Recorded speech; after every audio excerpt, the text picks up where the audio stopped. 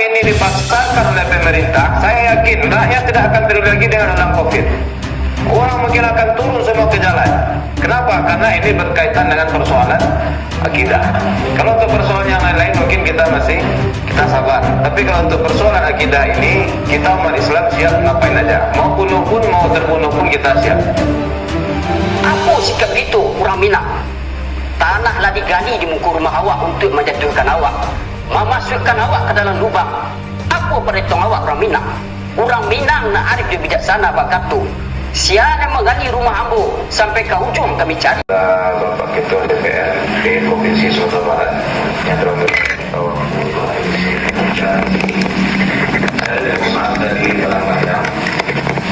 yang ingin saya sampaikan di sini adalah permintaan kami masyarakat agar mungkin nanti Bapak Ketua bisa menyampaikan kepada pemerintah pusat bagaimana agar negara ini berhenti dari konflik. Jadi kita melihat seperti ini Pak, kita Indonesia ini sebenarnya punya SDM yang luar biasa, punya kualitas yang banyak, tapi ternyata setiap bulan, setiap waktu selalu terjadi konflik. Apakah itu konflik agama, apakah itu konflik agraria, apakah itu konflik antara pemerintah dengan rakyat, dan ini akan menghambat berkembangnya sebuah negara. Kita lihat Turki sudah membuat nuklir, membuat peluncur yang kalau ditembakkan di sini bisa hancur tempat lain. Tapi kita Indonesia sampai hari ini masih sibuk dengan konflik. Jadi kapan Indonesia ini akan maju kalau setiap hari urusan kita hanya ini? Kini kita hadir di sini, menguras energi, menguras tenaga, menguras pikiran, menguras segala macam. Nah nanti datang lagi yang baru, konflik lagi, urus lagi. Jadi kerjaan kita ngurus konflik aja terus. Jadi kita minta kepada Bapak Ketua agar mungkin nanti dalam forum-forum di tingkat nasional bisa disampaikan bagaimana agar pemerintah ini tidak lagi membuat konflik tapi membuat sebuah inovasi terobosan agar Indonesia ini bisa lebih maju. Sekarang di tengah COVID kehidupan susah, ekonomi payah. Nah kita pun sekarang dipersulit dengan berbagai banyak konflik yang hari ini terjadi. Mudah-mudahan pemerintah segera mengakhiri konflik ini dan harapan kita.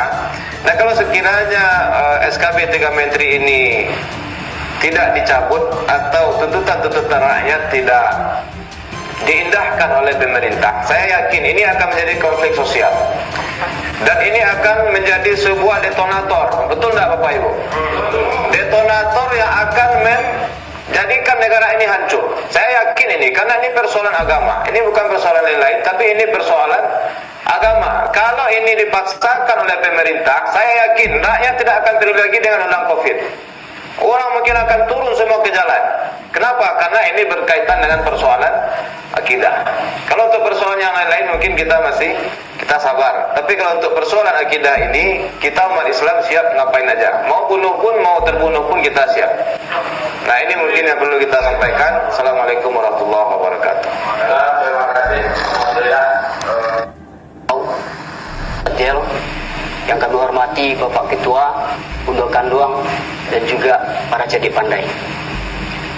Menyikapi persoalan SKB 3 Menteri ini, dikit tu orang Minang, tapian lagi orang lalu. Gantang dipacik orang Pembali. Samantang Pemba itu orang Minangkabau kok. Diapik di Gunung Talang, Gunung Merapi serta Gunung Singgalang, ditambah Gunung Pasaman serta Gunung Sagu. Di sikolah letaknya hari orang Minang. Di sikolah letaknya tumbuhnya. Maka daripada itu, kami perwakilan Silik Minang laba fikir, lama nyatakan iku indak sembarang le dengan kita bagi le. Iku lapak, ala pari awak ni busai. Tak bisa le. Tapi yang dialih orang lalu, bahas solusinya. Pertama, kita cari siapa malik. Tapi yang kemudian kita paretongkan. Yang kedua, tapi yang tak alih kita parancak karena beradu di tanah kita. Baik itu juga apabila orang mengadil tanah di halaman kita. Apa sikap itu orang Minang? tanahlah digali di muka rumah awak untuk menjatuhkan awak, memasukkan awak ke dalam lubang. Apa perhitung awak orang Minang? Orang Minang nak arif dia bijaksana bakatu. Siapa yang menggali rumah ambo sampai ke ujung kami cari. Lain di ranah mandi di rantau. Dia tidak akan tinggal diam. Yang kedua, tanah yang letak gali, kita jadikan sumur leh. Kita manfaatkan. Jadi momen SK3 Menteri ini, dengan ini adalah momen kita orang Minangkabau untuk menunjukkan kearifan lokal kita. Sebagaimana alim ulama kita Ustaz Jel, beliau telah melakukan buah ini saya lihat. Saya perhatikan beliau telah menuntut SKB 3 Menteri dibatalkan. Kemudian yang kedua kearifan beliau adalah beliau sekarang sedang mengumpulkan jilbab untuk mentawai. Beliau memasangkan jilbab orang yang tidak pakai jilbab. Inilah kita orang Minang seharusnya kita tuntut dan juga kita manfaatkan momen ini. Terakhir saya sampaikan kepada kita semua, alim ulama, nenek mama, bunduk kanduang, mari kita serukan kepada anak kemanakan kita. Kita serukan di masjid-masjid kepada para ustaz, wajib pakai jilbab. Kita bawa pembahasan bulan-bulan ini buat tentang masalah syariat. Itu saja yang akan membuat bagaimana Minangkabau menjadi terhormat lagi, menjadi luar biasa lagi di ranah yang kita cinta ini. Semoga Allah jaga kita semuanya, dan saya bersyukur dapat hadir di depan para orang yang memperjuangkan agama ini, dan juga Bapak Ketua yang kami hormati. Semoga kearifan ini bisa menjadi kemajuan untuk Minangkabau selanjutnya. Seitu dulu dari kami. Kok salah tak langkah di tangan kita tak jambau, diukur dulu sebelum dikarik, jaga dulu sebelum ditimbang, sampai ke katapian awak balayi. Baik itu bana pasan dinik mamak ni dahulu. Terima kasih, sekian. Assalamualaikum warahmatullahi wabarakatuh. Dan seluruh bapak-bapak, ibu-ibu yang hadir saat ini, untuk memperpendek waktu, saya sebagai perwakilan dari Bundok Kanduang, ibu-ibu seluruh umat yang merasa resah dengan SKB 3 Menteri ini. Seakan-akan kami wanita dipaksa untuk menanggalkan kemuliaan kami, anak cucu kami terutama para wanita. Miris ibu-ibu bapak. Padahal selama ini Nabi kami kata martabat kemuliaan kami dengan berperang. Sekarang dengan SK 3 Menteri, seakan-akan kami dijatuhkan harkat dan martabat kemuliaan kami. Kami mohon kepada Pak DPR, Ketua DPR, jangan ya Allah, jangan sampai anak cucu kami mengumbar berat. Berapa banyak lagi musibah yang kami dapat di negeri-negeri kami nanti. Kami seorang ibu, kami yang dekat dengan anak-anak kami. Berapa susahnya kami akan mengajarkan syariah kepada anak-anak kami. Kami memohon atas nama seluruh wanita Sumbar khususnya dan wanita Indonesia pada umumnya untuk mencabut, membatalkan SK 3 Menteri ini. Dan kami memohon ke depannya, hentikanlah kepada pemerintah pusat, jangan lagi mengintimidasi, membuat undang-undang yang dapat mencederai umat Islam lagi. Karena kami seorang ibu dengan susah payahnya mendidik anak kami kembali kepada syariat Islam. Menghadiri, begitu miris hati kami para ibu-ibu di rumah mendengar dan membaca keputusan SKB 3 Menteri seolah-olah mengoyak-ngoyak harga diri kami sebagai seorang wanita. Begitu besar tanggung jawab kami sebagai seorang ibu terhadap pendidikan anak-anak kami. Apa jadinya kalau seandainya SKB 3 Menteri tetap dilanjutkan? Anak-anak kami yang tidak selama 24 jam bisa kami memantaunya.